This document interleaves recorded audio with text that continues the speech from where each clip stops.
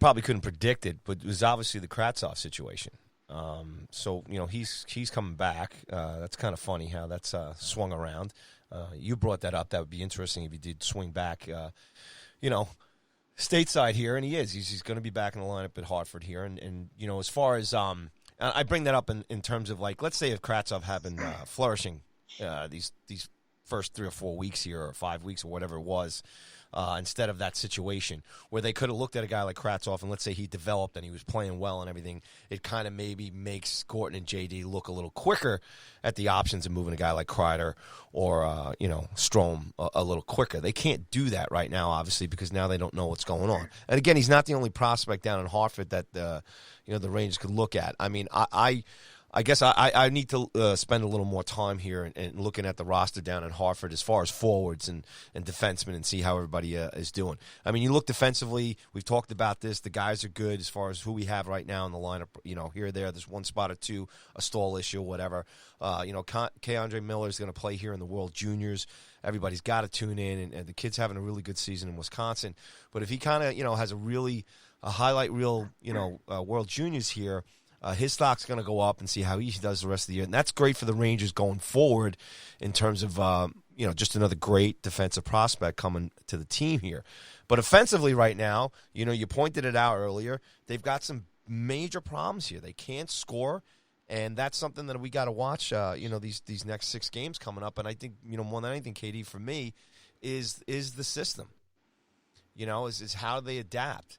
They've got a hot young team. I say hot young team in terms of the skill level. Obviously, the Leafs haven't been playing that well. New coach and everything and stuff. I don't know what their last few games are, but I think they've been kind of up and down. But that's a team now that's finding their way. The Ducks, obviously, they gave us enough trouble there when we were last week. Phillies had a pretty halfway decent season themselves, and that's going to be a fun game to watch. It's always a great rivalry. And the Canes, again, they're playing good. Toronto, again, we have. And then we play Edmonton on New Year's Eve. And, who knows? That game could go either way. So what I'm looking at here is a bucket load of points on the table.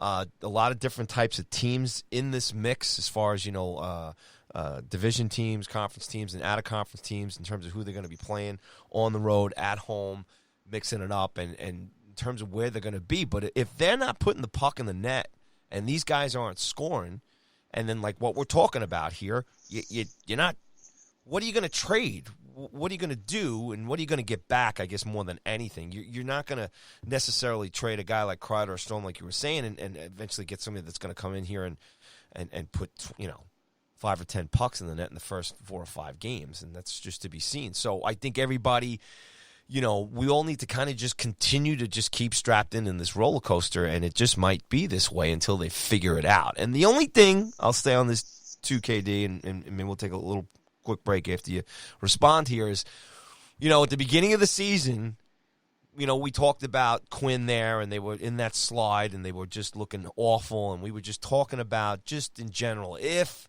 Quinn struggles and they go into like a nosedive of like a 7-8 loss kind of a situation, which they haven't done. They bounce back, they win one, lose one. Whether they can survive the rest of the way, that's to be seen. But on this upcoming, stretch of games, they really kind of have to continue to do what they're doing and win one, lose one.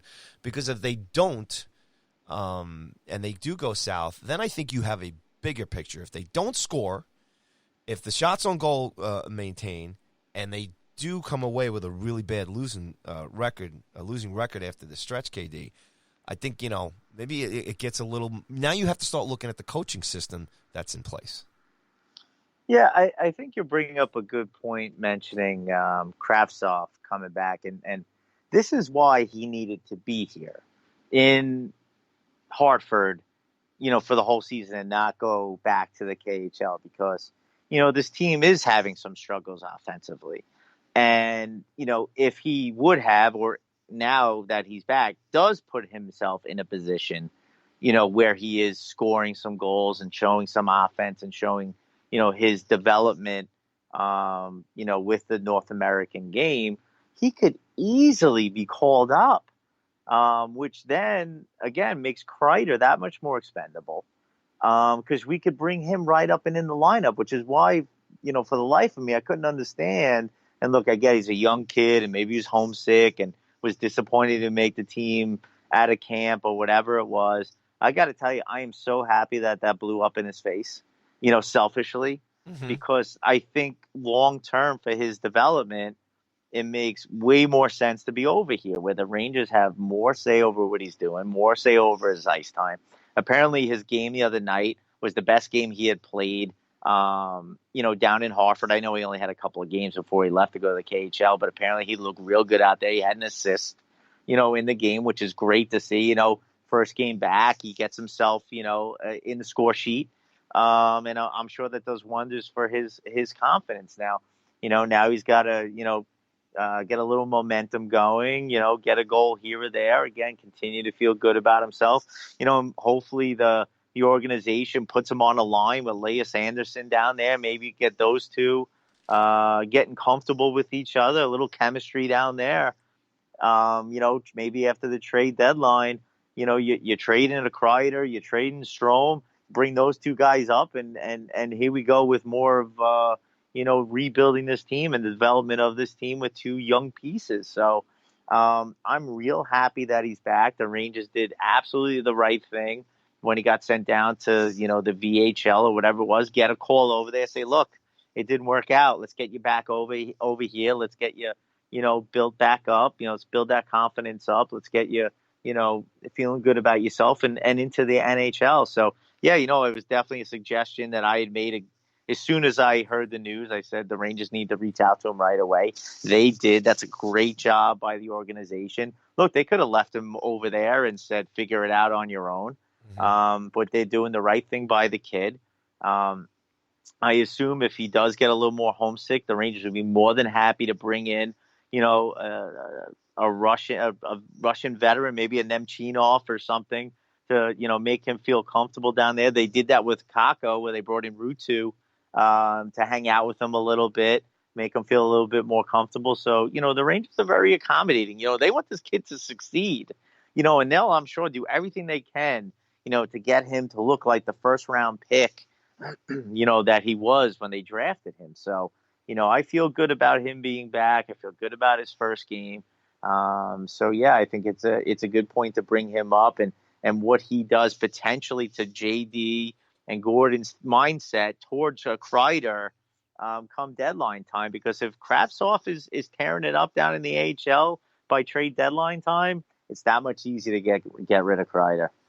Yeah, well, I think that's the key thing, and I think that's what hopefully the organization is going to have happen, because he is a top prospect that they do want. They want him to succeed, because obviously it's going to help them out in terms of making these tough decisions right now. But there's a lot of guys in this lineup, man, that better start finding the net, man, because it's not just one or two guys here. You rolled off a whole string of names right there, and you can say, okay, the youth and this and that. But at the end of the day, because there's a lot of teams, and I guess maybe that's the positive side of this, KD, there's a lot of the teams out there that have, you take a team like Tampa, and the stars that they have on that team, and they're basically struggling just as much. You take all of the rich kids up in Toronto there too, same thing, and they're running along the same point line that we're running on right now. The difference is that those teams with the experience and the maybe just another 3 or 4 levels of talent will have the ability they're not going anywhere, and they're probably just gonna continue to get better. This franchise right now, the Rangers, with the rebuild, if these guys struggle, you're not going to trade these guys. You're not going to move these guys. It's outside the guys you mentioned, like I said, Strome and Kreider, and maybe Hank or Georgiev or whatever. And and that might be a really tough decision. Where if the most return they can get, and you've brought this up, and a lot of fans feel this way too, if Georgiev is the guy that you got to get, that's going to just ultimately help the franchise out in the long run, then you guys sit back there. I love the kid. I know a lot of people do too, but I'll sit here and I'll go, okay, man. If they come back with a boatload of prospects and a key guy or something like that, who knows?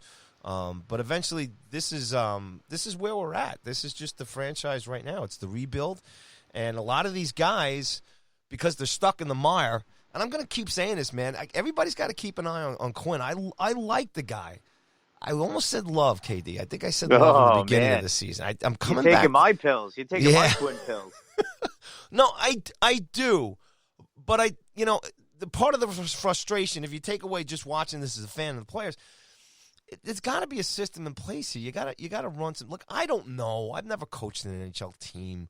I don't have the experience. I'm sitting on the couch, and drinking a chocolate milk and everything, and I'm screaming at the TV like everybody else is, except, you have a White Claw and other people are drinking, our fans in Ireland are drinking pints of Guinness, obviously. That's right. I mean, something's got to give there for me. Quinn's got to show me something. I think ultimately he's got to show the organization, too, that Gorton and Quinn. You can have all the patience in the world, but if they don't start finding a way to score, and it swings back, this week it's the defense, this week it's the offense, this week it's the defense. I mean the goaltending.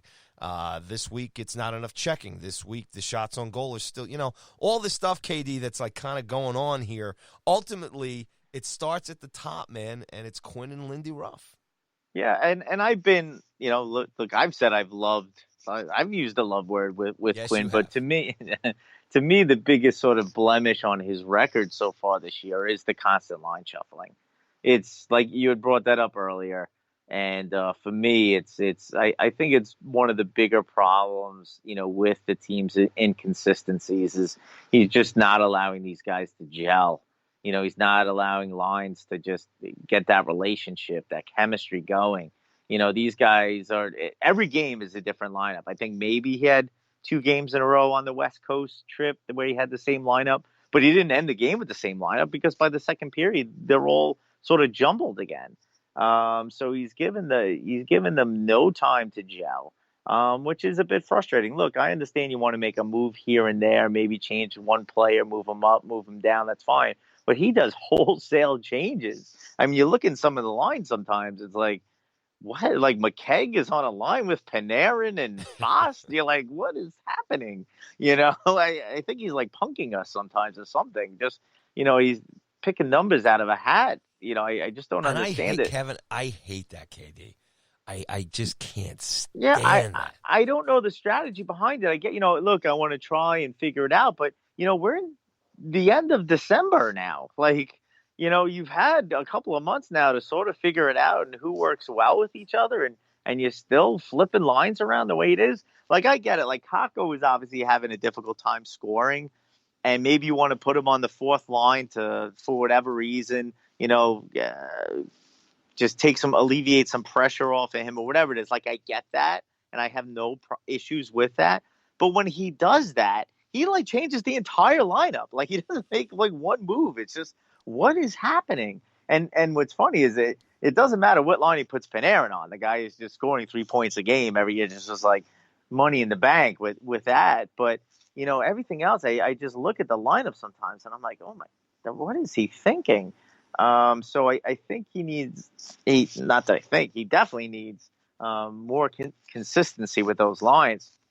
And I think that'll help. I mean, how can it not? You just let these guys. It's not even just in the games; it's in practice as well, because the lines haven't been the same in practice either. You get the beat writers who are saying, "Well, these are the lines today," and then in the game, it's different than it was in practice the day before, which was different from the game prior to that. So, it's a bit frustrating as a fan. And it's funny. We've gone through we've been doing this for like 50 minutes. We've been on this podcast. What I find hysterical? We haven't bashed the defense once. How is that possible? That's been their biggest problem like all year. But you know what? And actually, and he really hasn't changed the defense. The defense is actually what he's been like consistent with is that he'll make a change from time to time on defense, but he does allow them to play together and let them make mistakes. But with the forwards, as soon as there's one turnover, the whole lineup shifts. It's crazy. Yeah, as far as the defense is concerned, we've talked about that in length about this team. I'm okay with our defense. We've got some offensive guys. I love that. I love Foxy. I love D'Angelo. I love Trouba. I'm okay with our guys back there. I really am, and I like it's almost for me. I used to play defense too. I mean, mistakes are going to happen.